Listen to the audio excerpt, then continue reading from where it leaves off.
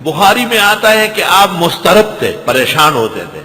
پنجپیر مولانا کو یہ بات سمجھ نہیں آئی. وہ کہتے ہیں پوری عمر پریشان تھے. پوری عمر پریشان کوئی بے چین نہیں تھے. آپ نماز میں آپ کو زیادہ یاد آتا تھا کہ کاش کہ میری نماز کعبے کی طرف ہو. اور یہ جمہور مفسرین و محدثین کی توجیہ ہے. نص اس پر وارد ہے. بارہا دیکھا ہم نے اٹھنا، تقلب، اٹھنا باب تفعول کا معنی ہو گیا اٹھنا. پہلے میں نے آپ کے سمجھانے کے لیے تقلیب کا معنی کیا تھا، اٹھانا. بارہا دیکھا اٹھنا چہرے کا آسمان کی طرف.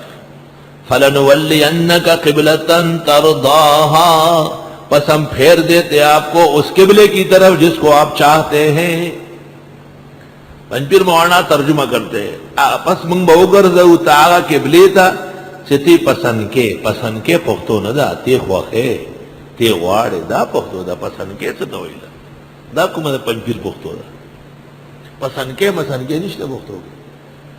پس منگ بہوگرزو تاغا قبلی طرف تا چتی غواڑے ترضا چتی خواخے تاڑے را خواخرا پسند کے نشتا بگے کمزوری پختو دا. پس پھیر دیں گے آپ کو اس قبلے کی طرف جسے آپ چاہتے ہیں. فَوَلِّ وَجْهَكَ، پس موڑ دیجئے چہرے کو. ہمارے استاد پس دو گردو مخبل فولی زن او گردو مولانا صلی اللہ علیہ رحمت اللہ ویدہ مخو گردو. فَوَلِّ وَجْهَكَ سمجھ گئے، فا تاقیب مال وصل پشتوں میں لے آئے.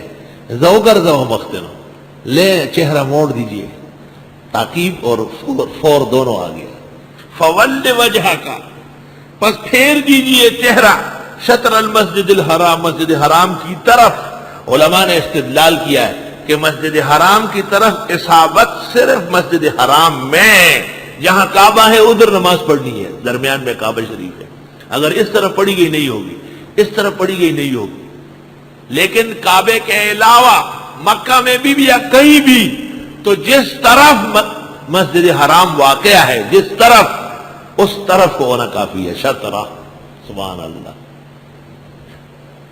غلام احمد پرویز نے، ڈاکٹر فضل الرحمان نے، عنایت اللہ، لعنت اللہ مشرقی نے کتابیں لکھی ملا کا غلط مذہب اور غلط مسجد اور غلط محراب اور تذکرہ اتدا اور اس میں ثابت کرنے کی کوشش کی کہ یہ مسجدیں سب قبلے سے ہٹی ہوئی ہے، ان کی نماز ہی نہیں ہوتی.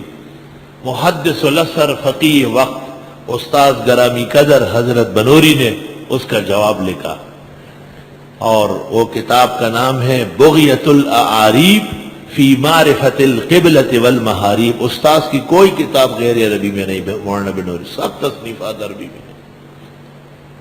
کتاب کا نام ہے بغیۃ الاعاریب فی معرفت القبلۃ والمحاریب.